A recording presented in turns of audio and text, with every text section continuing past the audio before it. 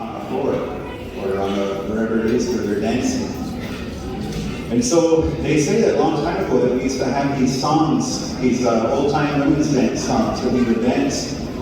And they say that we had a messenger that came to us in 1799. And they said that he was given a responsibility to remind us of our language, to remind us of our ceremonies, of who we are. Because at that time, our people were being encroached upon by the European settlers coming into our lands. And we were being influenced. There was a lot of different things that was pulling at our minds.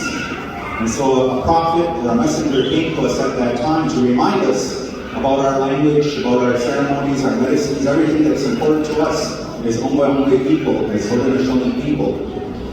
And what they said what was happening to that messenger, his name was Seneca. And they said that he was getting ready. They said that he was given a certain number of songs to sing, that the people were going to ask him to sing his song.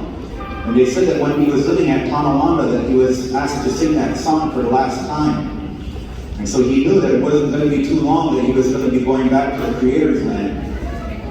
And so they said that he got dressed, he put his finest outfit on, he put his finest clothes on, and he went out for a walk in his garden. And they said that as he was walking out there, he could hear a woman's voice call out to him. And he looked around, he didn't see anything. So he kept on walking around his garden, and again he heard that woman's voice call out to him. And this time something grabbed him on the shoulder. And what it was one of those leaves from the corn plants that had grabbed a hold of him. And what they said, we know what it is, what you're thinking. And they said, what it is that you're thinking about is that you know that you're going to go back to the Creator's land, and just not too long. And they said, when you go back, we want you to take us with you. Us three sisters, the corn and the beans and the squash. That's what they said, that they wanted to go back with the prophet when he went back. And he said, well, what about the kids? What about these little ones? What about the elders? What's going to happen to them? They're going to get poor if you come back with us. And so he says, what if we make it that we have a song that's going to be honored just for you three sisters, the corn and the beans and the squash.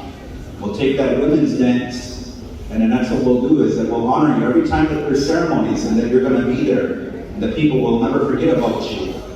Because that's kind of what was on the minds of the three sisters at the time. They thought the people had forgot about them, that they weren't giving thanks.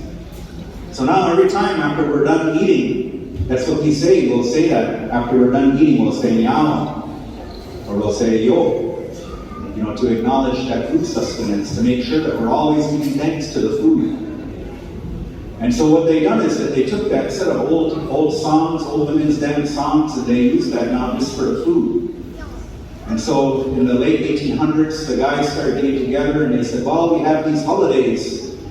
We have Easter and we have Thanksgiving holidays where our people get together, but we don't celebrate the same way that most Americans and Canadians celebrate those holidays, because we're Haudenosaunee, and that's not really our culture.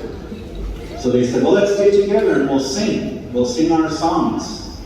But we're going to sing songs to honor our women, because our women mean everything to us. Is Haudenosaunee people. Our names comes from our women, from the grandmothers or from the grandmothers, the aunties. That's where all of our names comes from.